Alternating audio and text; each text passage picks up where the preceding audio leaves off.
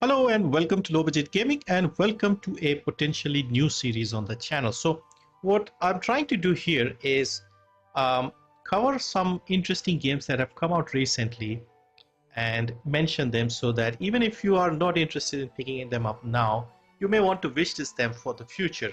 Stuff like Lies of P, for example. So the idea behind this is a lot of games that come out, they're either too expensive, they're badly ported or broken at launch, or they're in early access and we have to wait a little bit until they are properly done. So all of these reasons mean that we kind of want to try them but not spend the money right now. So what I'm going to do in this one is cover August and September.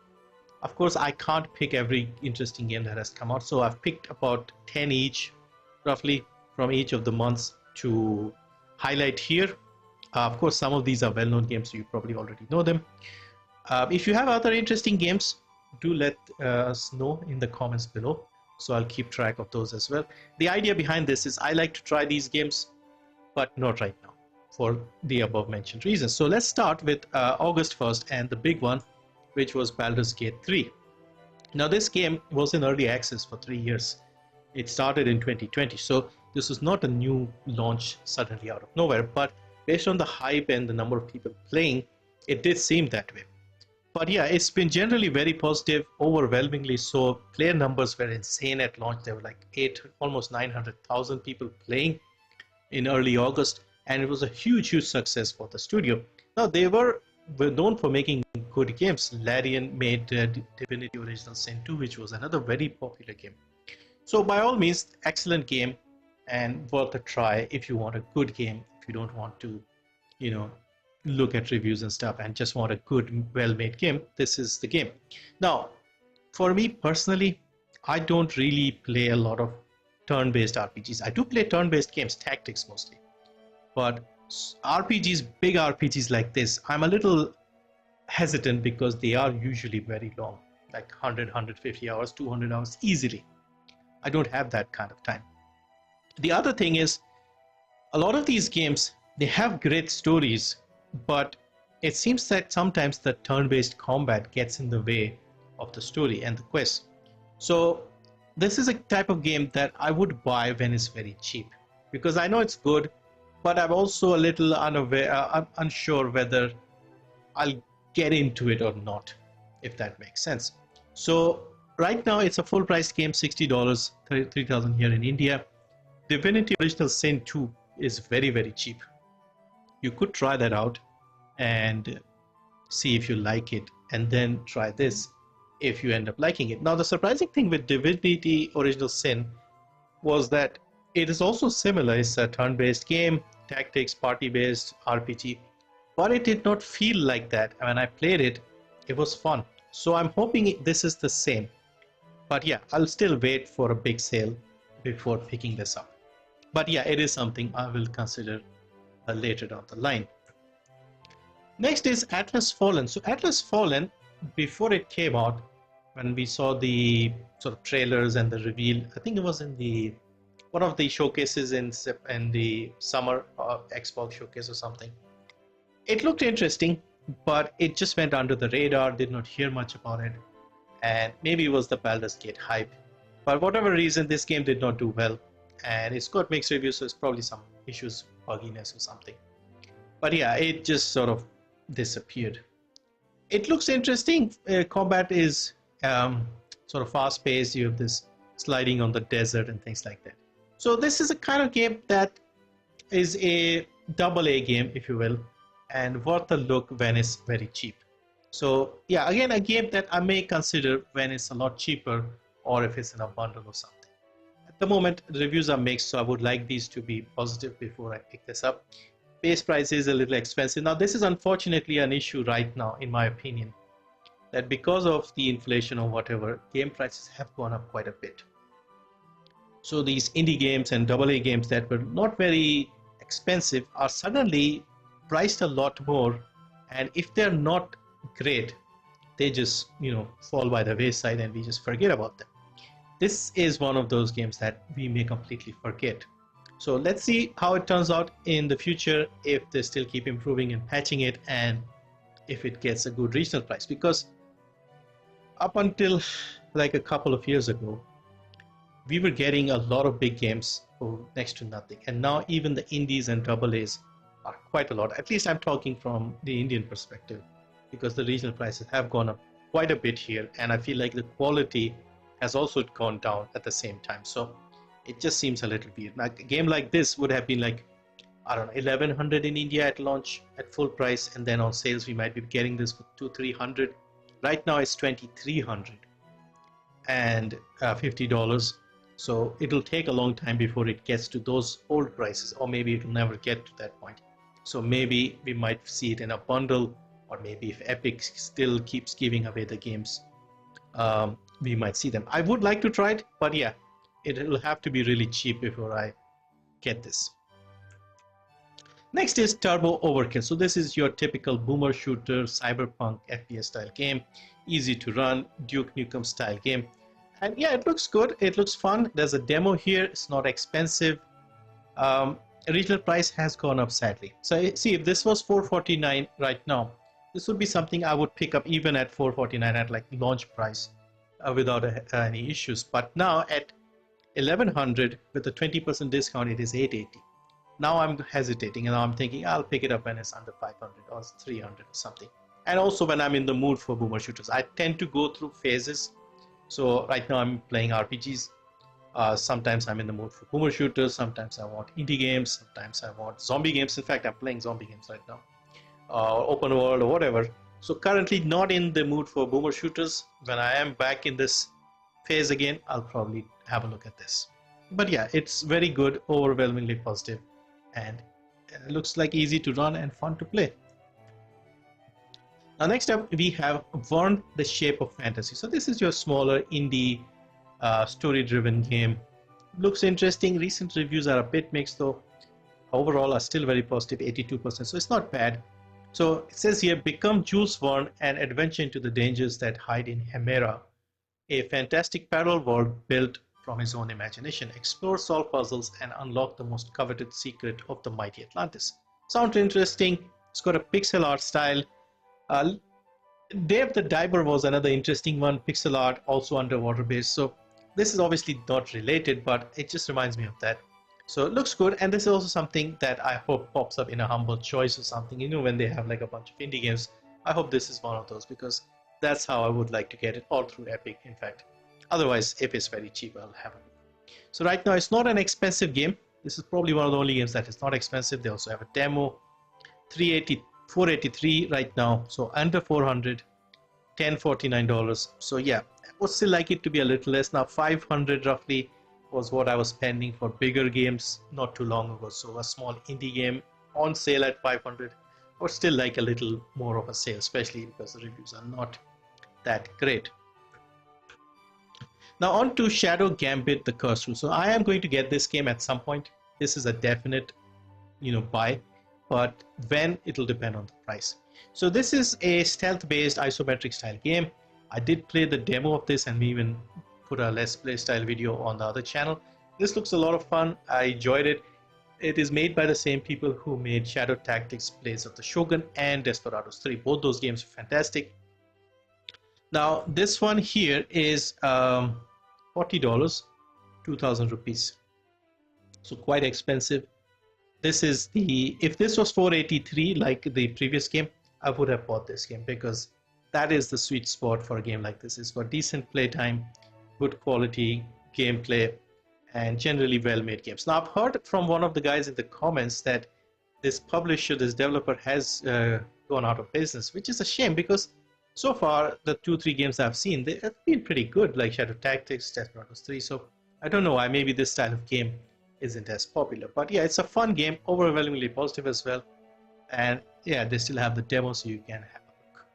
So yeah, this is a must buy for me personally, when it's a little cheaper. Now, GORD. So this is probably the only game on the list that I actually haven't played. And at the moment, I don't have a lot of nice things to say about it, which is why I did not make reviews and stuff. Now, this is made by a new developer. It is inspired by Slavic folklore, so this has the feel of like the Witcher universe with the music and stuff like that. but the gameplay wasn't well done in this one. That was my main complaint. There was a lot of unnecessary micromanagement. So the good thing here is the developers have been open to like a lot of feedback, and they have been working at improving a lot of things here. So automation and micromanagement updates, so they are improving and fixing, and they're taking in the feedback, because most people complained about the micromanagement aspect of the game because you couldn't get any fun out of it because you're too busy working at each individual villager and trying to tell them what to do, and they're walking around like an idiot with no self-preservation. So yeah, this one is a wait and see how this updates and how the developers fix this and improve this, and what changes they make, if they can recover and make it more fun. Because there was a lot of gameplay elements that were just getting in the way, and even the story felt a little silly at times, if I'm honest. The main appeal for someone like me was the setting. The atmosphere was fantastic. It reminded me a lot of Witcher, but with a strategy element. So yeah, let's see where this is in about 6 months or a year, and if it's worth getting then. Also, the price was too much in my opinion. So $2,600, $35. This is a $20 game in my opinion. Even then, it's not a fun game. So hopefully they can turn this around, and then maybe it's worth looking into in 6 months, a year, or maybe more. So I'll let you know if it gets to that point, because I have the game. I'll probably revisit this at some point. Now we have Immortals of Avenum. So probably the biggest flop of this season, I guess. Big AAA game made by EA, and it just sort of disappeared. There was barely any marketing. Nobody even knew about this game. I saw 1 or 2 trailers here and there, but in among the hype for Baldur's Gate, Starfield, etc., this just disappeared. And sadly, I don't think there's much hope of this improving, as EA has laid off a lot of the staff here. A lot of the people have lost their jobs because this hasn't done well. And I think it's just the fault of EA themselves, because this is a similar situation to Titanfall 2 in many ways. They launched that game in the middle of 2 big releases, and this is a similar story. A lot of people did not even know about this game. I put out a tweet not too long ago, and yeah, quite a few people did not even hear about this game. So that's how bad the marketing was. It might be a good game, but yeah, with EA already firing people, we don't even know if this is going to get any updates or improvements. So this is definitely something I'll try, but when it's very cheap. So it'll have to be on a 90% sale or something before I give it a look, because it has positive reviews, so it doesn't seem like it's a bad game, but it's just like nobody played it. So yeah, we might see in like 4 years from now, 5 years from now, videos from YouTubers saying, you must try this hidden gem. Why did this game not do well?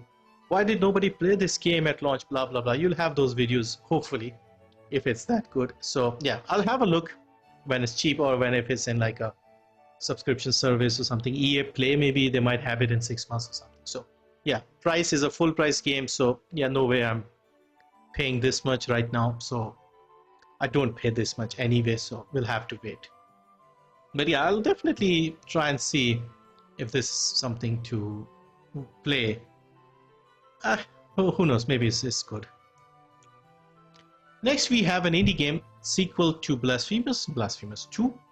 And this is also another interesting set of games. These are Metroidvanias, Souls-like, with an interesting art style. The first one was given away free by Epic, so a lot of you should have it. It was also not an expensive game. So if you've played that one, you like that, this is definitely something you should consider. I haven't played much of the first one. I did try a little bit.